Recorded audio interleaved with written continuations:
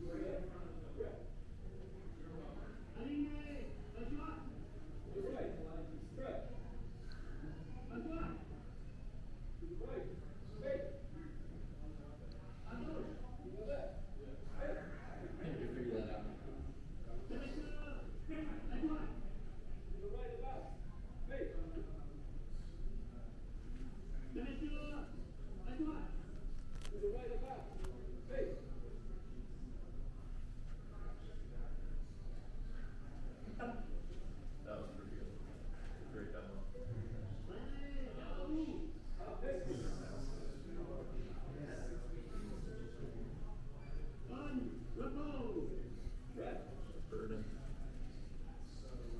13-step process to find. Fire, and then repeat.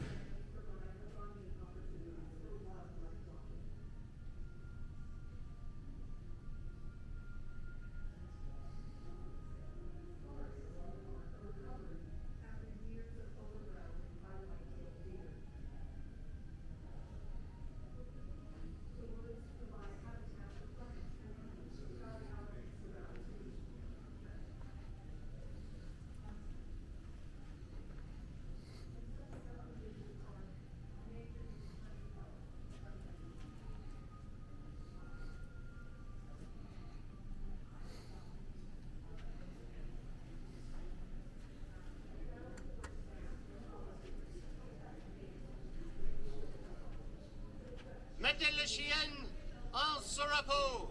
Aircock firelock. Prenez la cartouche. Handle cartridge.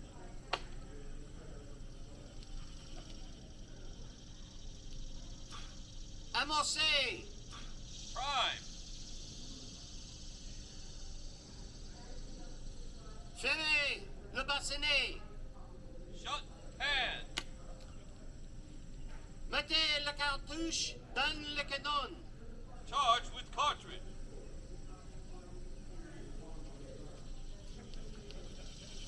Tirez la baguette.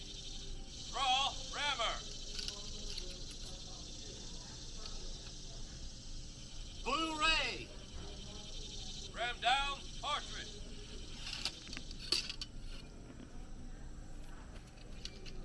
Remettez la baguette en cellule. Return rammer. Pointez les fusils. Shoulder firelock. Oh, le fusil. Poise firelock. Apprêtez Cock firelock. en joue. Take aim. Fort. Fire.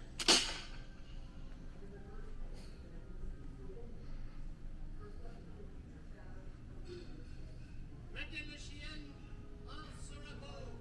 Aircock firelock.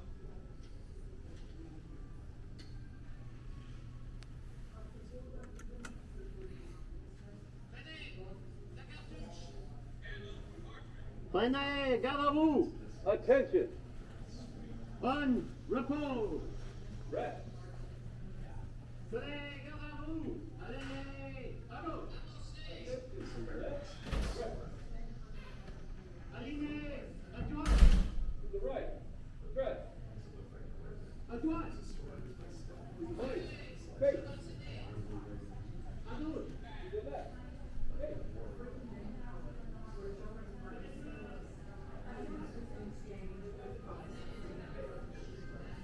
African American men and women also work as camp followers.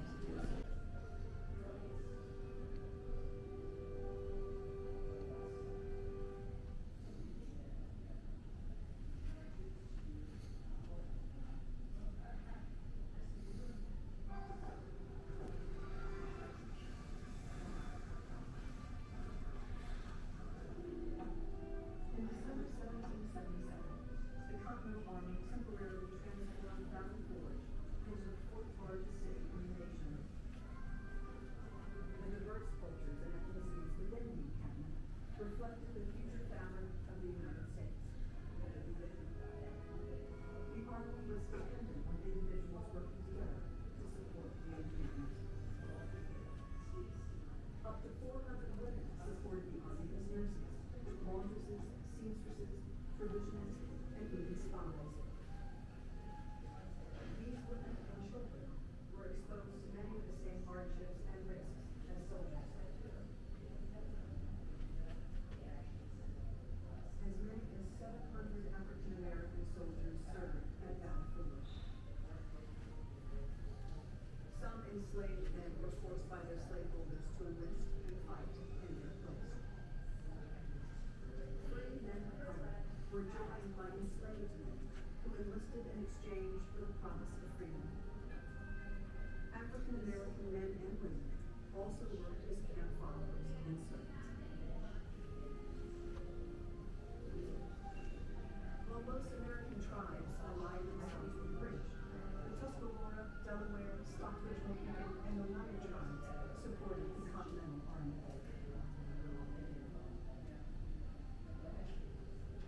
In May, a delegation of 47 Oneida warriors arrived at Valley Forge to support Washington's army by serving as scouts and tracking enemy movements. According to oral tradition, the Oneida also brought valuable corn for the encampment and instructed the Continentals on how to forage. After the war, the United States government betrayed many of their former tribal allies, breaking treaties and prior promises for land and compensation. At war's end, some African Americans were granted freedom for their service. But many others, despite risking their lives, were re-enslaved by both the British and American governments. These are Muhlenberg cabins that the troops lived in.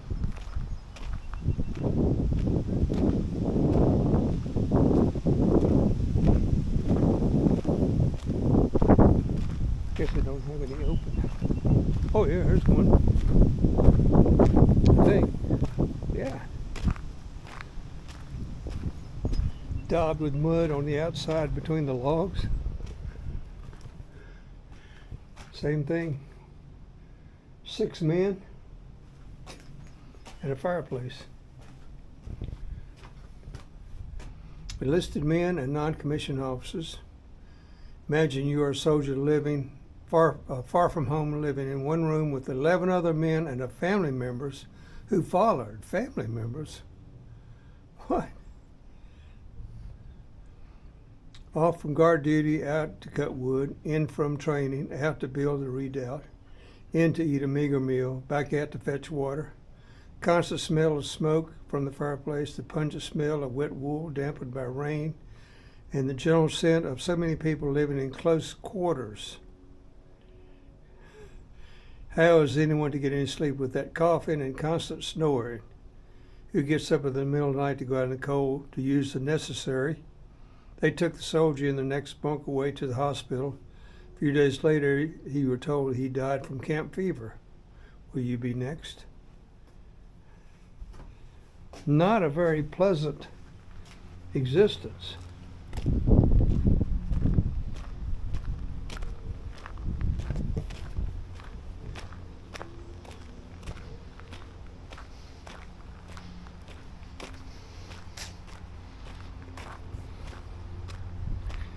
You can see some of the buildings that are close by. I don't know whether this town is Westchester, I'm not sure. Controlled with recent immigrants, march and train with free and enslaved Africans, and live alongside women and children who followed their husbands into the encampment and into the war. There you go. And you guys, your dad decided to fight the war, you keep dragging along with him.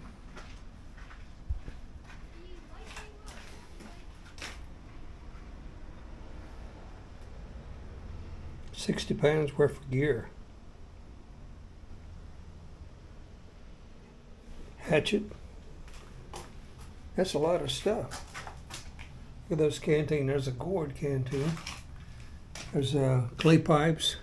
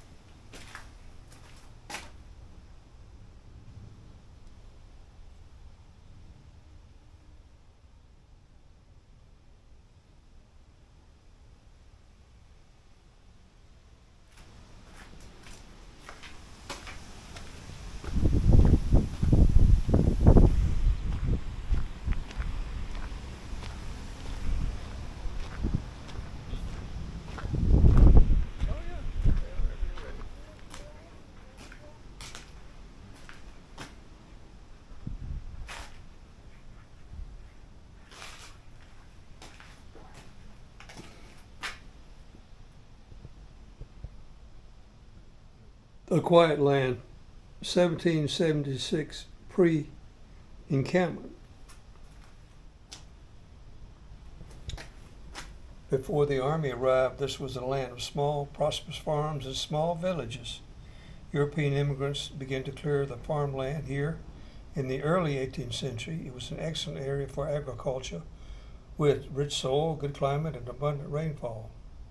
Farmers grew crops and raised livestock to feed their families and for market. Before the war came, their lives were peaceful and quiet. 1777 to 1778, devastation. On the night of December 19th, shortly after the farmers had completed their harvest and settled in for the winter,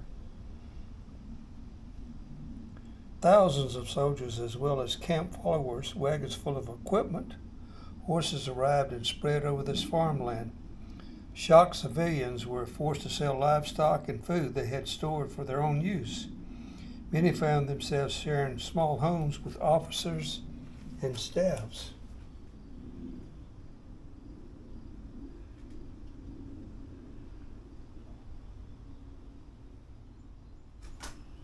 Soldiers dismantled farmers' fences for lumber, cut down the forests for many miles around.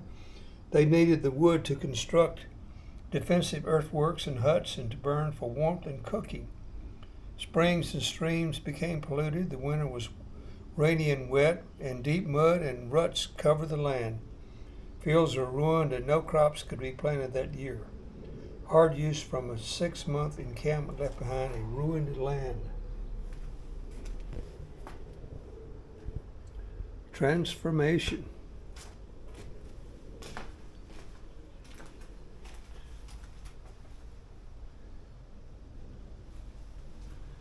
Mid-19th century. After the army left, local citizens worked to reclaim their land and their livelihoods. from the devastating effects of the encampment. Farmers quickly dismantled the huts and reclaimed their lumber. Except in untillable areas, they plowed down most of the defensive earthworks that the soldiers had laboriously built. In the 19th century, 2 railroads were built. Now products could be easily transported to market and farms were enlarged. Goods transportation also fostered the growth of local industry. A century after the Continental Army marched out of Valley Forge, the encampment was not forgotten, but traces were disappearing.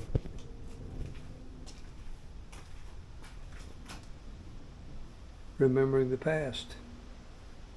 Following the fracture created by the American Civil War, Americans again felt drawn into unifying principles of the American Revolution represented. Although the appearance of the land had changed, Valley Forge had not been forgotten as a symbol of perseverance. To respect the meaning of the place, citizens began to work the work of acquiring and preserving the land on which the winter encampment took place. The Commonwealth of Pennsylvania established the Valley Forge as its first state park in 1893 to create a beautiful place to commemorate the encampment. Most traces of modern life were erased. Farm fields were turned into thousands of acres of lawn. Farm buildings, small towns, scores of houses and industry were removed.